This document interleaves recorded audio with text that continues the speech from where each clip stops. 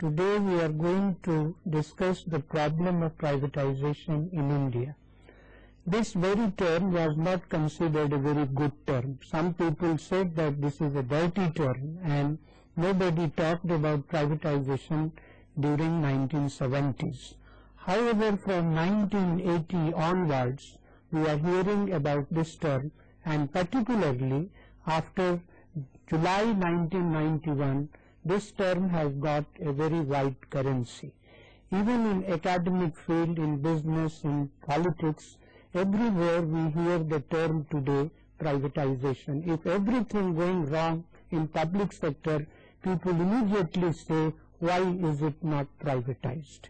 This means that people see that privatization will bring some kind of efficiency in the system. But the question here is that India is having a mixed economy where there is coexistence of both public sector and private sector. When public sector was started immediately after independence, it was thought that it will make the progress very rapid, it will make the progress equitable as well. But our experience has been a mixed one. Even today, there are public sector enterprises which are functioning very well, and there is no debate about that. But the question today that a state does not want to do certain activities, and as a result of that, people say that this should be transferred to the private sector. In this course, what we have found that the very mixture of mixed economy is undergoing a change in India. In this context, today we will discuss the various aspects of privatization, whether it suits our economy, and if suits, then to what extent. In this context, I am having two experts here to discuss the very topic of privatization. The first guest whom I am introducing to you is Professor Uday Dutt, who was Director of the School of Correspondence Courses of Delhi University for about 30 years. He actually was the first person to start an academic discussion on the topic of privatization in his presidential address of All India Economic Association at Anandpur, perhaps in the year 1991.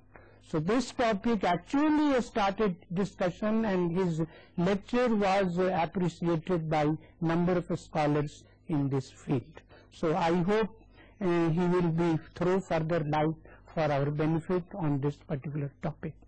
Our next guest today is Professor P.D. Hazela, who has been Vice Chancellor of number of universities in India, and he has taught at the University of Allahabad as Professor of Economics. He has a long experience in the field.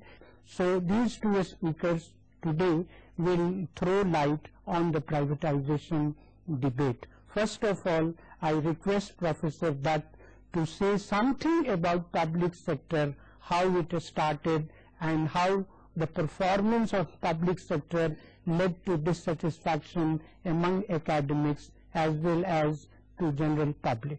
Professor Singh, you are very right when you said that public sector we adopted after independence with the hope of accelerating economic development. And we were finding that there were certain deficiencies in our economy. And the most important deficiency was the absence of infrastructure. or weak development of infrastructure in certain areas which was practically non-existent. And it was with this end in view that we went ahead with public sector as the engine of growth, because at that time we found that the private sector was not in a position to undertake investments. For instance, the Tatars were asked, will you be able to set up another steel plant or take up a hydroelectric project? But at that time they said, no, we cannot take it up. Therefore, the private sector was not in a position to undertake what may be described as lumpy investment. And it was with this end in view that the government said, let us take the initiative and let us start the public sector undertakings. Therefore, public sector became the engine of growth. And a number of areas, for instance, Jawaharlal Nehru described the hydroelectric projects as the temples of modern India. What did it mean? We didn't have enough of electric energy, didn't have enough of irrigation facilities, and these projects, they were the harbingers of bringing electric energy, irrigation benefits, and so he described them as the temples of modern India because they were providing lot of sustenance to people, they were helping in raising agricultural productivity, they were helping the process of industrialization, because without electricity you can't carry on industrialization. Similarly, road building had to be undertaken, the country had to be connected, the remote areas had to be connected, and unless you connect them, you will not enlarge the market. Therefore, we thought this aspect should also be attended to. Then we had very little production of steel, only one steel plant of the Tatars for the entire country. That was totally insufficient. Therefore, we thought of steel plants. We had no locomotive factory, we had no aircraft building manufacture, we had no defense industries. And so, there were areas which were totally eclipsed by the British and they denied any foothold in India. And it was with this intention that the public sector was projected to develop what is described as the capital goods sector in the country. But sir, public sector industries, of course, they started with building infrastructural aspects of the economy, but in due course is spread to consumer goods industry also. Yes. Now, will Professor Vijay say something? Well, I think the spread to the consumer goods sector was marginal. There has been too much fuss made about it, actually. In one case, for example, textiles. They went over to textiles because the industry was not able to look to the interests of the workers well. That was also a consideration, therefore. But I wouldn't think that by and large, of the total investment made in this country over the years, more than 20% or even more than 50% was actually devoted to the consumer goods sector, so far as the public sector is concerned. Even less, I think. Yeah. Even less. So it is more a propaganda point made against the public sector, less substantial point. But sir, the point here is that there are group of people, experts, vested interest, who all the time saying something against public sector. They do not see the positive and the distributive aspect of the role. Such people will always be there. Yes. But the number is increasing among the elite classes. To my mind, the public sector in India is also an instrument of achieving some kind of social objectives. And That's what I was trying to argue. Yes. If I put it in economic terms, Yes. what was desired at that time was that investment, because of limited resources, should be prioritized. And the first priority is the infrastructure and the capital goods, so that elasticity in respect to the output of the rest of the economy can expand. That's why we say commanding heights of the economy That's right. should be in the public sector. Now the question is that what has been our experience regarding the working of these public sector enterprises? The experience has been rather mixed. And there are public sector units which are very, very efficiently run. On the other extreme, there are public sector units which are very inefficiently run. Therefore, to paint all public sector units with a black brush, that is totally wrong. Yes. But there is a vested interest which has always been trying to malign the public sector. Now, I am interested here to know something about the positive aspects of public sector in India. For instance, we have been able to generate lot of electric energy. We have started from scratch, and today we are having an installed capacity of 460 billion kilowatts, and about 95% is contributed by the public sector. And without electric energy, no industrialization is possible. That's a positive achievement. Not only that, if I may add, one of the objectives of Indian economic policy, right from the beginning, was self-reliance. Yes. And in fact, everyone has conceded that if there was one goal of economic policy which was achieved in this country, it was that of economic self-reliance. In the sense that whereas earlier, in respect of 90% of our products, we were importing. Now, in respect of 90% of the projects, we are self-sufficient. So this is one of the positive aspects. One of very positive, because it's diversified the entire industrial structure in the country. Take another aspect. Unless you expand irrigation, you can't improve productivity.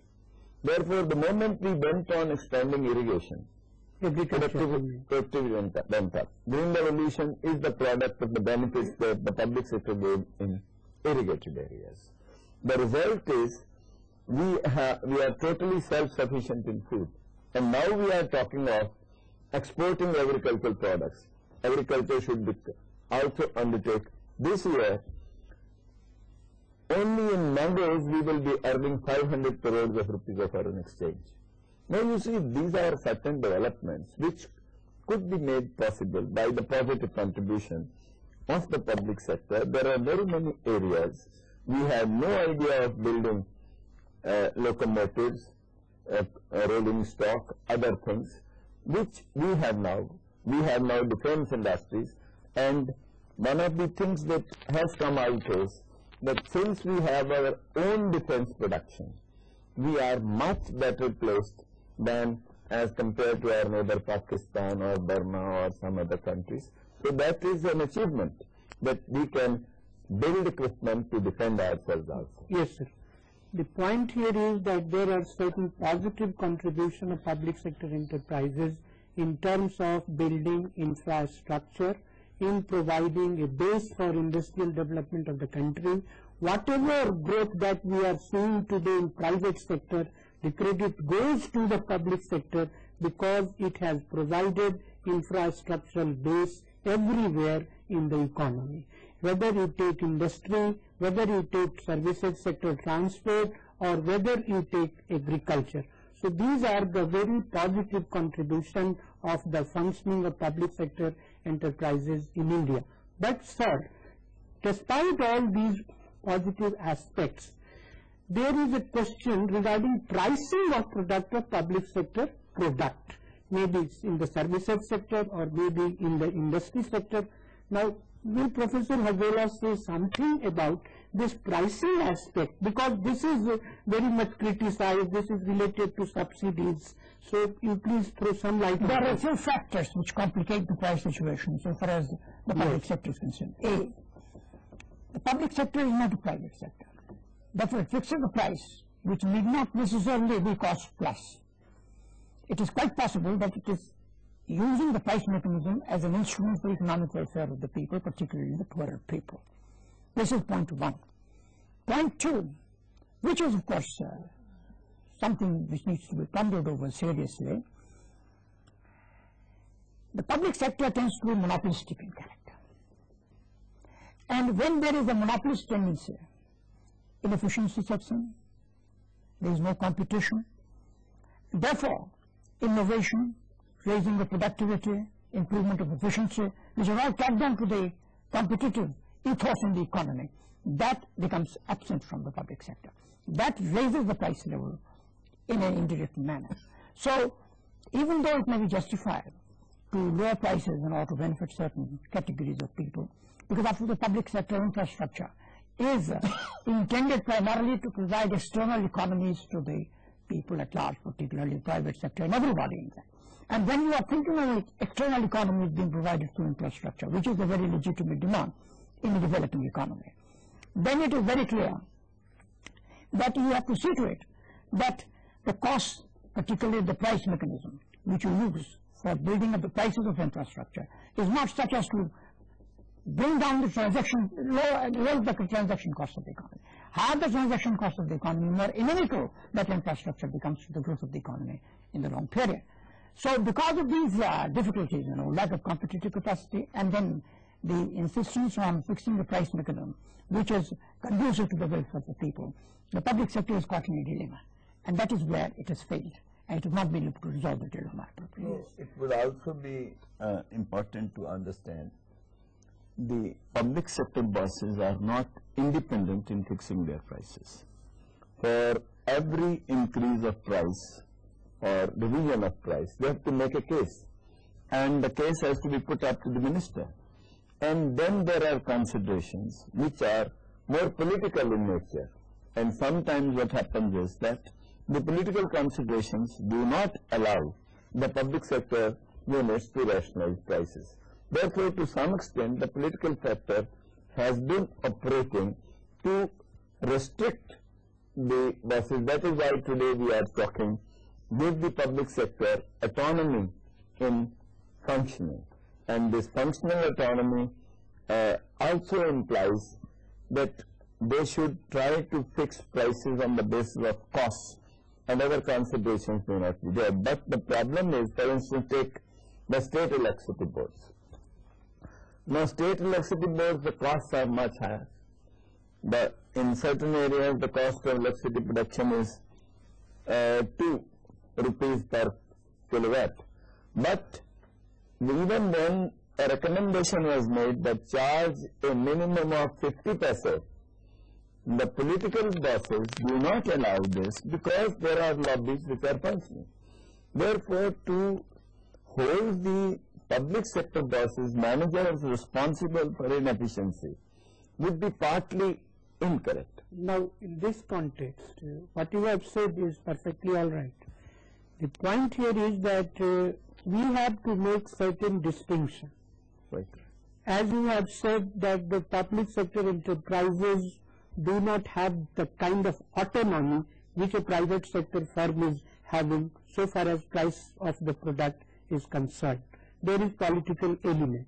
Whenever we say public sector, some amount of politics will always be there because government as an owner. Now, in this context, you have rightly pointed out that the persons manning the public sector enterprises, they are all right. Their technical efficiency is all right. They are failing because of political and some kind of bureaucratic interference is taking place.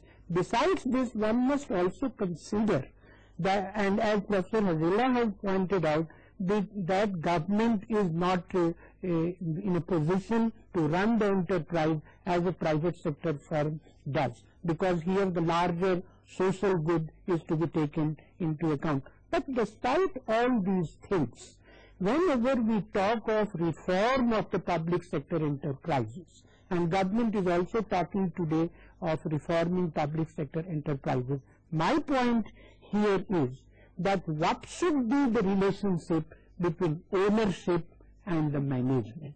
Because here government as an owner, so if government is an owner, that creates its own problem. Now, there is a talk that ownership can be separated and management should be given to someone. Here, I wish to have some enlightenment from both of you as to what reform you will suggest for public sector enterprises. Here, I would like to make it clear, we are clear about that, but for the benefit of our listener, whenever we talk public sector, we are talking commercial and industrial enterprises of the government. We are not talking about government administration, we are not talking about defense. Let me make it clear that when we talk public sector, it has three aspects. One is defense, second is government administration, and third is commercial and industrial undertaking of the government. Our discussion is mainly confined to the performance of the public sector enterprises. Here I am talking government as an entrepreneur. So when government is an entrepreneur, some people today think that there should be profit. But as the experts have pointed out, government cannot behave in the same way. So the point here is how to reform the functioning or working of the public sector enterprises. Professor Dutt and then Professor Hazel. So, firstly, I would like to say, while comparing the public sector and the private sector only by the criterion of profit. No, I'm not talking only by the criterion of commercial profit. Yes. The question is, can you please suggest what should be the way? I would like to first say that we should also take certain things into cognizance. For instance, the public sector enterprises, they have to adhere to certain social norms in the payment of wages, salaries, perks, then gratuity, pensions. All these things are very much Government as an ideal employer. Ideal employer. The result is that due to these factors, there is bound to be a rise in the wage cost. This is one thing, and to some extent we have to give some allowance while comparing that differences in wage costs are bound to be there between public and the private sector. Private sector is not so generous and it is not looking after. For instance, in government sector, housing may be taken much greater and all the costs may be therefore there. Secondly, the work ethics of the employees in the public sector has been geared to what I call as the seniority principle. And as a result of it, lot of harm is being done, because there is no way of promoting public sector employees but on the basis of seniority. And efficiency considerations are put the least. Although in theory I have been in the university and I have experienced this, although we go on saying that, well, seniority come merit, but the trade union pressure is so strong that seniority becomes the most dominant criterion, and in actual practice it is the seniority which counts. I have been jocularly saying that in the public sector, horse, donkey and mule, they are all standing in a queue, and when the turn of the horse comes, he is in the chair, and when that of the donkey comes, then he is in the chair. It is just a matter of accident that sometimes the few horses and few donkeys are there. So the whole thing goes on. Improve the working of public sector enterprises. I'll make one suggestion, though that looks very cheeky and ambitious. You see, you have to create an ethos in which workers in the public sector realize that since the public sector works in their interest, even more than the private sector does, They must contribute. They must put their shoulders to the wheel. In fact, when I was making a study of labor restructuring earlier in this, at the IIPA, I had occasion to talk to some of the labor leaders, leftists, ultra-leftists and others, and I asked one question from them. I said, today the public sector is now under siege. Who is responsible for this? Your workers don't want the public sector to be disbanded, but they don't want to work for the public sector also. This is very unfortunate. What kind of a political ethos have you created in this country? That in spite of being in favor of the public sector, you are creating a labor ethos which is anti-public sector. So it's a political question. And I think we can go on hammering the point that if you desire the public sector to remain in the larger interests of the people and particularly labor and working classes, then you have to develop the political attitude which helps in the expansion of the public sector. In this connection, as Dr. Rudra very rightly pointed out, and you also referred to, employment consideration is important for the public sector. In fact, if you look at the figures, throughout the period The largest growth, rate of growth of the employment in India has been in the public sector rather than the private sector. And today the public sector employment is growing hardly at the rate of 0.32% per annum, which is ridiculously low, whereas earlier in the 80s it was 2.1% to 2% per annum. So if you just wash your hands off the labor force, then in my opinion the future of labor force in this country is very bleak indeed. So it is in the labor force interest that it creates an ethos which is pro-public sector. And a third point I'll make just in a minute, please. No abiding improvement in productivity and efficiency is possible unless you spend more money on research, innovation and so on. Now, the public sector is in a position to do it, even the private sector is not doing it even now. You know the total expenditure that the private sector is incurring in research and innovation. So even from this point of view, the public sector is an advantage, and this advantage must be clinched. The public sector is spending 90% of the R&D expenditure. Only 10% is done by the private sector. That goes to the advantage of the public sector. Now, one point which I want to highlight, taking the discussion further from Professor Hajela, is that the promotion policies in the public sector need to be given a shaking. And merit should be brought as a criterion, and some criteria should be developed. The banks have developed it, some of the banks, and they are trying to promote on the basis of efficiency considerations, merit-based. Now we have come to the conclusion that there should be change in work ethos, work culture in the public sector enterprises, and that seems to be the remedy for improving the working of public sector enterprises in India. If that is changed, that is a big if, because in this context the experts also talked about the unionization, and that is unionization of organized labor. We all know whenever some changes are introduced, it is the labor itself which opposes any improvement in any organization today. The question is how to bring the change in work culture is the moot question today.